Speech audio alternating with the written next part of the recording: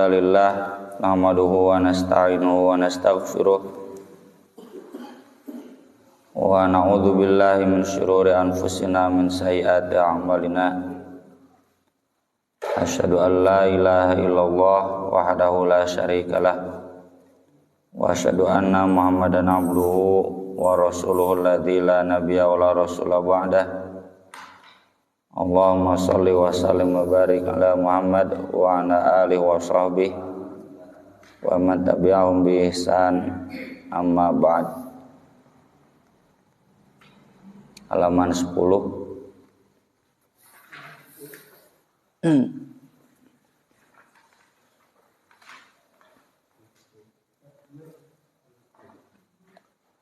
Kitabul Iman, bab tentang iman. Imam Bukhari dalam kitab Sahih yang aslinya, yang bukan ringkasan, beliau bikin mukadimah dulu tentang apa yang dimaksud iman dalam pembahasan di kitabnya ini. Yang pertama, iman dan Islam itu satu makna kalau istilahnya dipisah. Kalau disebut iman saja, maksudnya juga Islam. Kalau disebut Islam saja, maksudnya adalah iman. Dan baik Islam atau iman itu merujuk pada dua makna. Satu, keberagamaan Islam yang sempurna. Yang kedua, keberagaman Islam yang tidak sempurna atau sebagai identitas. Yang sempurna artinya orang yang Islamnya ada dalam level puncak. Contoh di Al-Quran banyak ayat, bala man aslama wajhahu lillah, atau Nabi Ibrahim, idh qala lahu rabbuhu aslim qala aslamtu li rabbil alamin hanifan musliman, kesananya wa ana awwalul muslimin. Muslim di ayat-ayat itu merujuk praktik keberagamaan yang sempurna. Jadi lain Islam biasa-biasa, tapi Islam yang luar biasa. Nabi Ibrahim itu hanifan musliman wa manal musyrikin. Musliman di sana musliman dalam bentuk yang puncak. Yang kedua, ada juga iman dan Islam itu dalam wujud yang rendah. Contohnya, ya ayyuhalladzina amanu kutiba alaikumussyam. Iman di sana, iman sebatas identitas, tidak harus yang agamanya sudah puncak. Atau di surat Al-Hujurat, ketika orang-orang Arab gunung yang tidak ikut perang dan ingin diakui sebagai bagian dari umat Islam, qalatil a'rabu amanna qul lam tu'minu walakin qulu aslamna. Mereka datang ingin diakui, kami juga beriman. Maka kata Allah, kalian belum beriman, kalian baru Islam. Islam di ayat itu mah Islam sebagai identitas, belum dalam keberagaman yang puncak. Ayat ini sekaligus menjadi dalil bahwa ketika iman dan Islam digabung, maka iman itu ada di level puncak, Islam sebatas identitas. Karena iman itu keyakinan, konotasinya kalau Islam adalah pengamalan. Jadi kalau orang secara dohirnya kelihatan beragama, itu muslim, dia mukmin. Kalau sudah lebih dari itu, dia muslim mukmin dalam level yang puncak. Kalau mau diistilahkan, disandingkan, orang yang masih rendah beragamanya itu dia muslim tapi belum mukmin. Di istilah ini nanti akan kita banyak temukan di hadis, dan kita nggak perlu bingung ya. Iman itu adalah Islam, Islam itu adalah iman. Cuma kalau disandingkan, iman konotasinya keyakinan, Islam itu konotasinya pengamalan. Yang kedua, Imam Bukhari di awal Kitabul Imannya itu mengatakan al-imanu qaulun wa fi'lun wa yazid wa yankus. Iman itu perkataan dan perbuatan, dan bertambah dan berkurang. Dan itu jadi tema sentral Kitabul Iman dalam Sahih Bukhari. Nanti yang membedakannya dengan Kitabut Tauhid di bagian akhir. Inna Sahih Bukhari ya Kitabul Iman, aya Kitabut Tauhid. Apa bedanya? Nah, kalau Kitabul Iman ini terfokus pada pembahasan bahwa iman itu perbuatan dan perkataan, bertambah dan berkurang.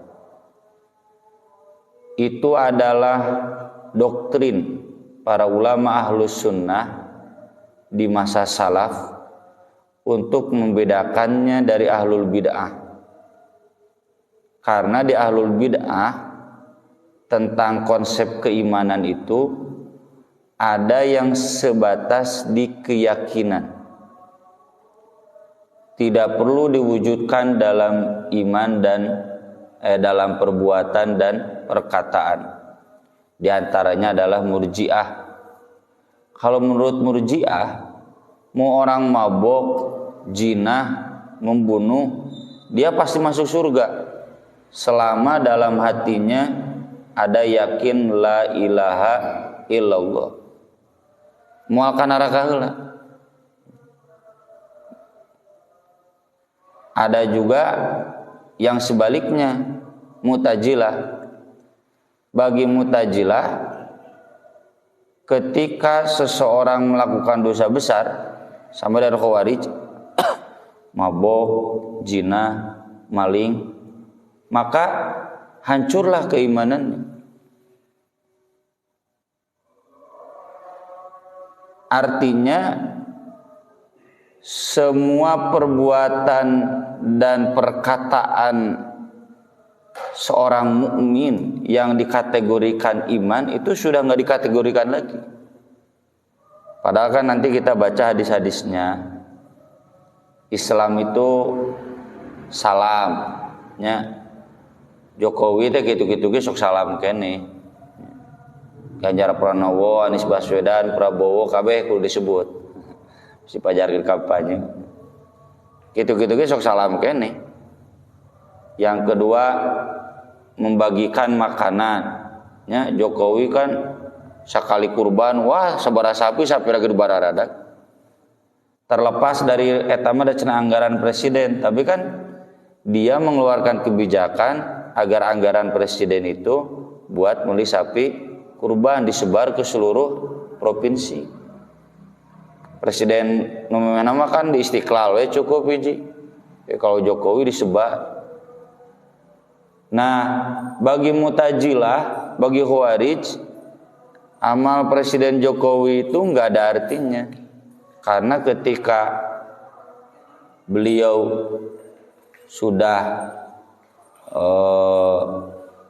melakukan satu pelanggaran dosa besar, ya dosa besarnya nyalobalah tuh disebutkan gitu, otomatis imannya gugur. Nah, makanya kata para ulama, iman itu tetap ada ketika ada qaulun wa fi'lun, ketika ada perkataan, ketika ada perbuatan, maka dia beriman. Makanya Ahlus Sunnah wal Jamaah itu si negeri tengah, teu tafrid teu ifrat.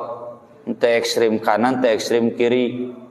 Ekstrim kanan engke juga orang liberal, pokokna mah kabeh asup surga cenah aya Nabi Muhammad, aya Umar bin Khattab, aya Mahatma Gandhi, aya Bunda Teresa, kabeh asal dia meyakini bahwa Tuhan adalah Allah. Baheula mah kitu teh Murji'ah. Ekstrim kiri ya yang mengajarkan tadi pokoknya kalau seseorang sudah berdosa besar, gugur semua amalnya, gugur semua perkataannya, keimanannya adalah otomatis hilang. Nah, itu dibantah dengan doktrin para ulama. Al-imanu qaulun wa fi'lun. Iman itu perkataan dan perbuatan. Mun urang baheula diajar iman teh tasdikun bil qalbi wa iqrarun bil lisan wa amalun bil arkan. Ai bahasa Imam Bukhari mah dina Sahih Bukhari qaulun wa fi'lun. Nanti tasdikun ya otomatis kan iman teh tasdik, tasdik teh yakin. Yang kedua, iman itu yazid wa yanqus, teu sok loba salah kaprah. Kamana taraka masjid keur yanqus iman. Keur turun gitu. Ya keur sumanget ya keur yazid.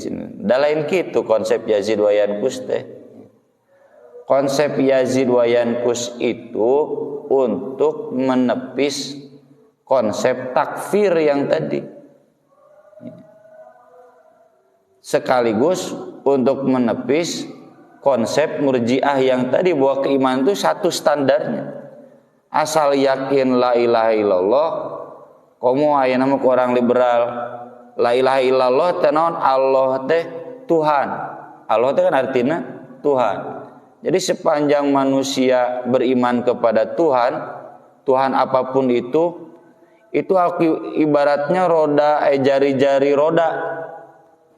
Jadi lamun Islam ti dieu, Kristen ti dieu, Yesus, Buddha ti dieu lewat Buddha, Hindu lewat Brahma, Konghucu lewat Konghucu.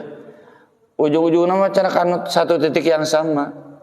Ta eta teh cenah la ilaha illallah. Geus kitu anu didoktrinkeun.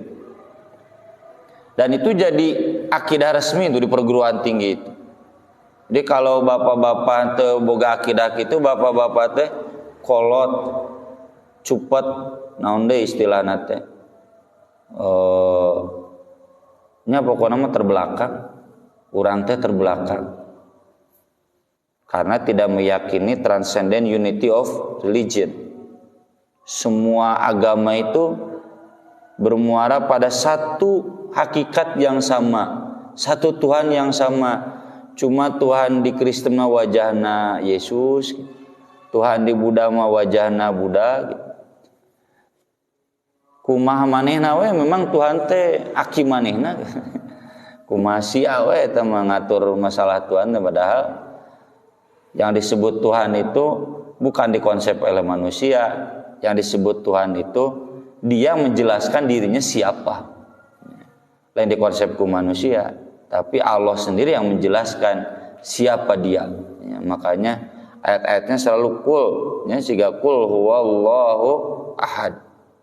Ini bukan kita yang mengkonsep, tapi sekarang begitu dan didoktrinkan begitu. Aya nama naon istilahna teh moderasi beragama. Wah, kurikulum merdeka teh kan di Kemenag mah dicampur jeung moderasi beragama. Wah, usah-usah lah pangahlina teh mah. Pelatihan-pelatihan nu kitu mah. Nah, beres teh lapor sa cenah kieu geus kumaha atuh da. Ti luhurna Jokowi kitu, menteri agamana kitu. Sekaligus untuk menepis kelompok yang menihilkan keimanan, ya. Nu tadi Mu'tazilah, Khawarij, bedana Mu'tazilah Khawarij, ada istilah Mu'tazilah mah fasik, ada istilah Khawarij mah kafir, tapi konsepnya sarua. Kalau seseorang sudah berbuat dosa besar, kalau Khawarij fokusnya ke hukum. Lantaran tema sentral Khawarij dulu ketika Ali dan Muawiyah bentrok, terus Ali dan Muawiyah bersepakat menyerahkannya kepada rakyat.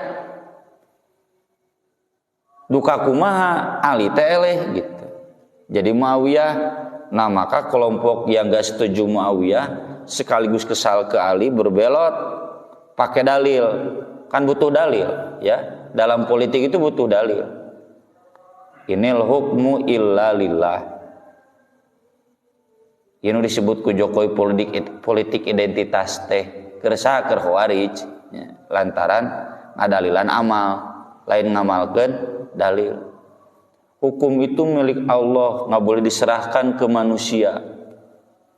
Jadi tema sentral Khawarij sejak awal kemunculannya masalah hukum. Diurang kan nepi ka ayeuna kitu najan Khawarij secara genealogi sudah hilang, silsilah guru muridna, tapi secara pemikiran masih ada. Tanu ngebom di Polsek Astana Anyar ya, yang korbannya almarhum salah satu orang tua santri gitu kan. Termasuk dulur urang nu di dieu nya sugan geus tobat aya mana teu apa. Kitu. Dititah maca Pancasila lagi emung. Jadi we di penjara 3 tahun gara-gara emung maca Pancasila. Dan saya sering sebutkan sekarang buru geura tobat, Ustaz Abu Bakar Basir wae nama ngaleuwihan Persis. Ustaz Abu Bakar Basir teh embahna. Ngaleuwihan Persis di Ngruki nama aya upacara bendera 17 Agustus Persis wae eueuh. Pesaren Pajagalan tiba lagi diperekeun wae daripada kudu dititah upacara bendera. Nah, mereka yang ekstrim kiri lahnya sebut pokoknya tekau ini karena tidak menegakkan hukum Allah kafir. Mun Mu'tazilah istilahna fasik.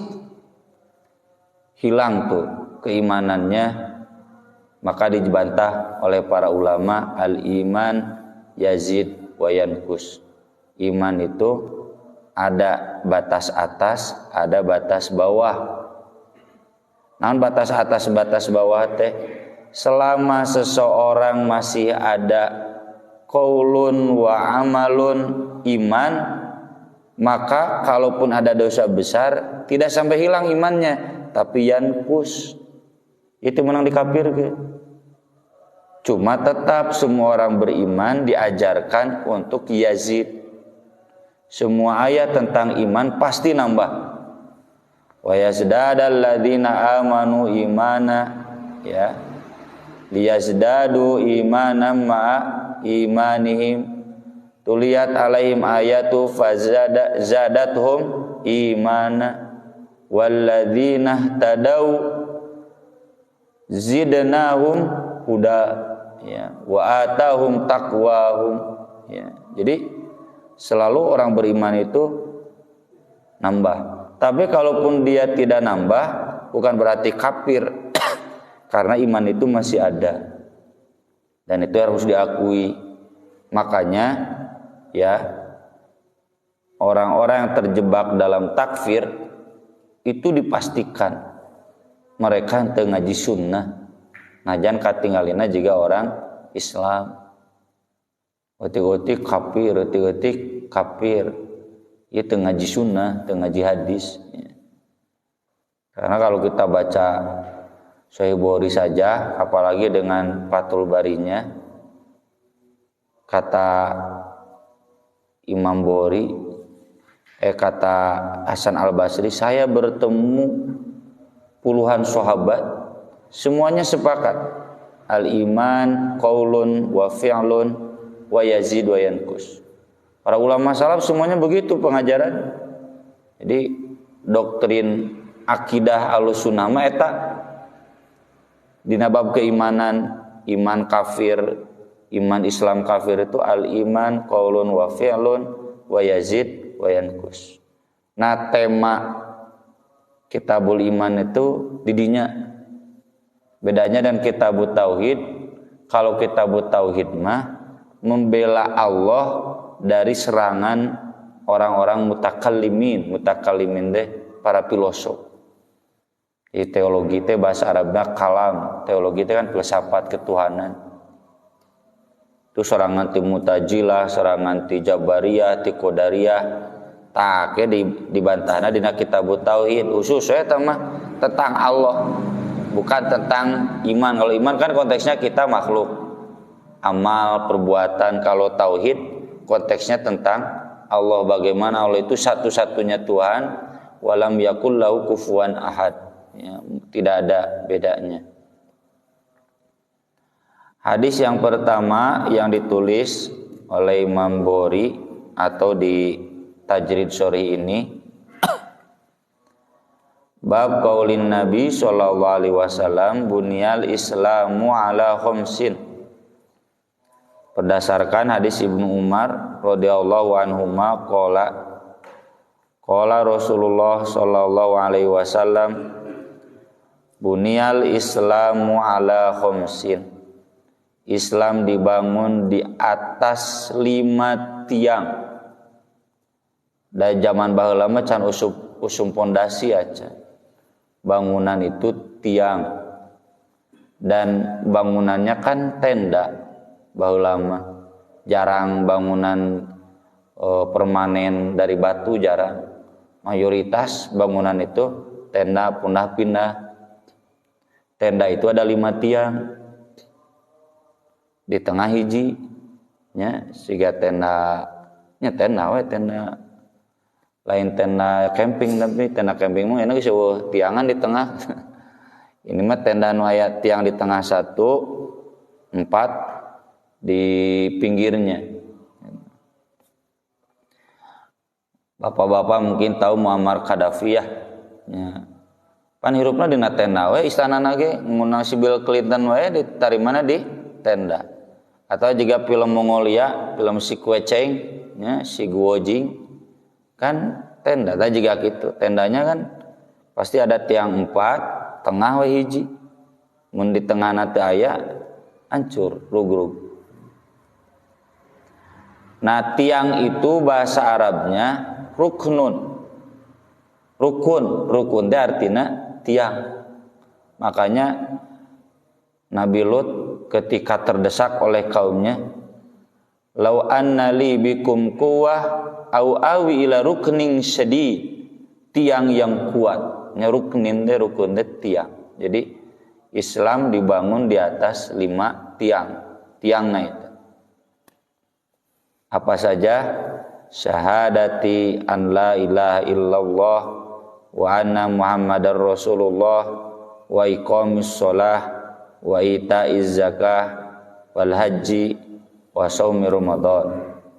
Dalam riwayat Muslim, saum Ramadan dulu lalu haji. Oleh Ibnu Umar dikonfirmasi oleh muridnya, haji dulu saum Ramadan dulu. Saum Ramadan dulu baru haji, karena secara tasrih juga demikian. Salat mah di Makkah ya. Saum, zakat itu bareng tahun 2 Hijriah pas perang Badar. Saum, zakat, lalu nanti haji pas perang Khandaq tahun 5 Hijriah. Jadi berurutan. Nah, ini tiang Islam. Ari bangunanna naon mun baheula naon kainna, suhunanna.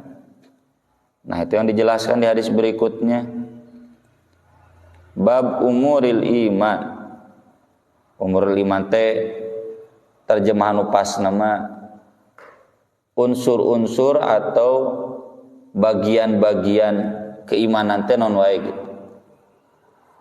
An Abi Hurairah radhiyallahu anin Nabi sallallahu alaihi wasallam maqal al imanu bid'un wa sittuna syu'bah. Iman itu ada 60 cabang lebih.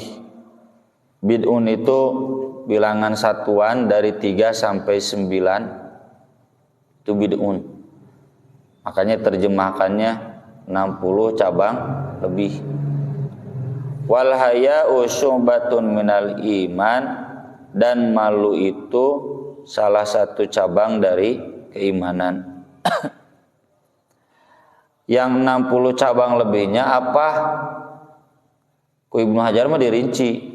Ngan ku abdi teu katalar. Tapi intinya mencakup amal hati, amal perbuatan, dan amal perkataan. Tak ada rincianna. Apa saja pokoknya semua amal yang disebutkan di dalam Quran dan hadis.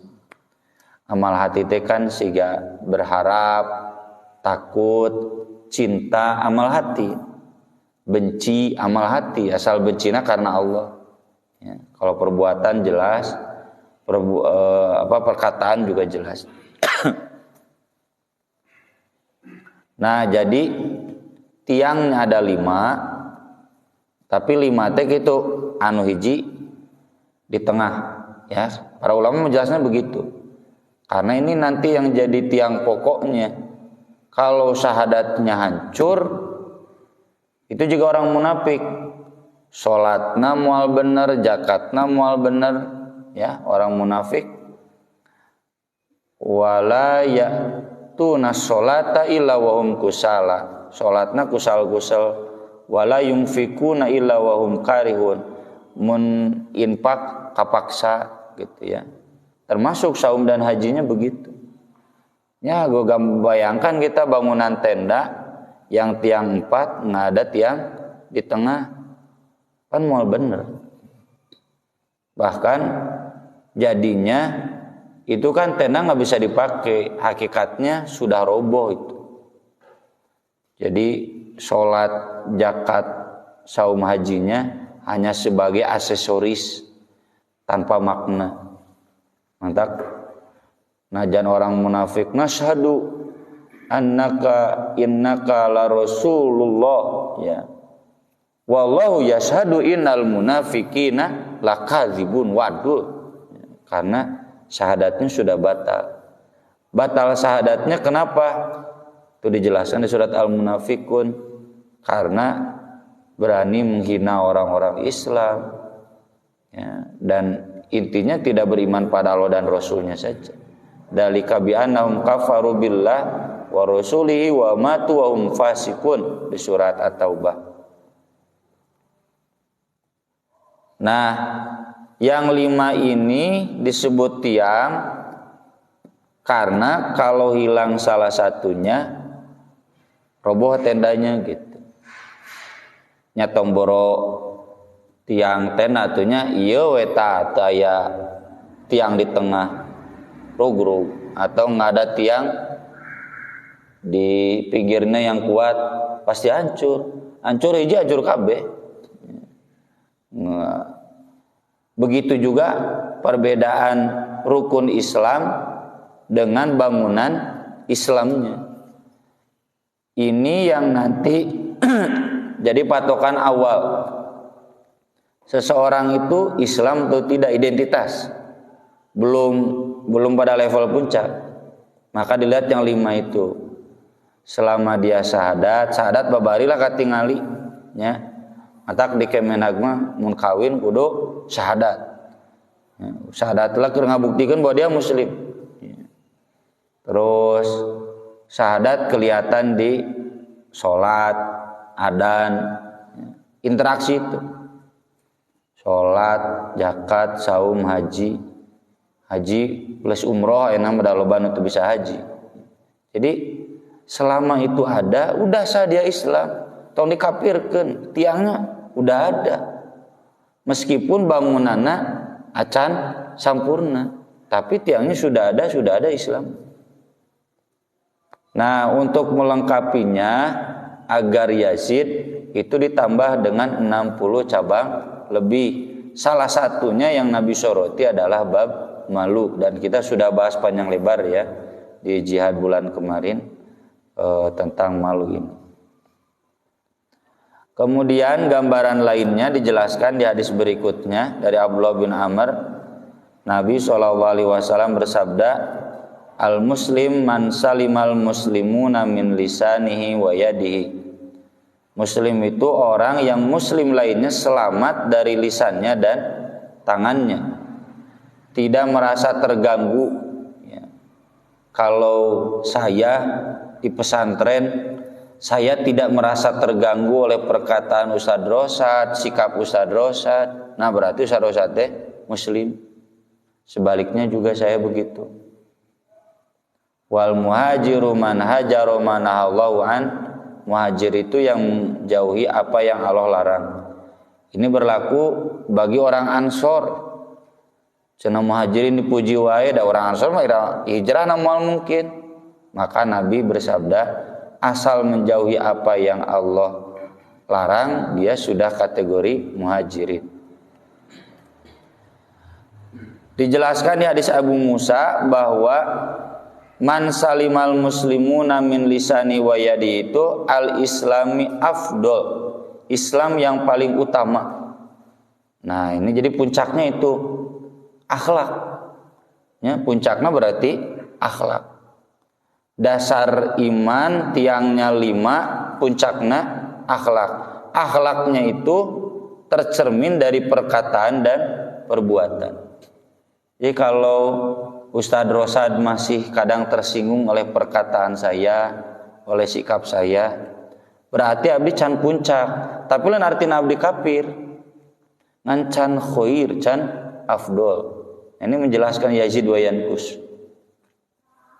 Dijelaskan di hadis berikutnya, masih dari Abdullah bin Amr, ketika ada seseorang bertanya kepada Nabi SAW, Islam yang bagaimana yang lebih baik?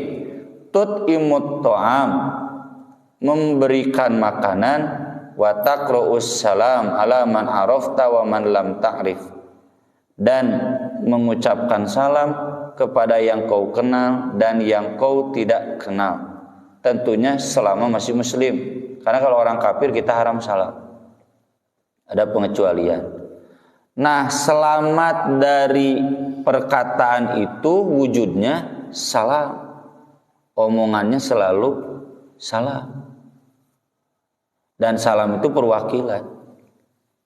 Assalamualaikum, waalaikumsalam, bari jeung Judas mung nanya, berarti itu salam teh.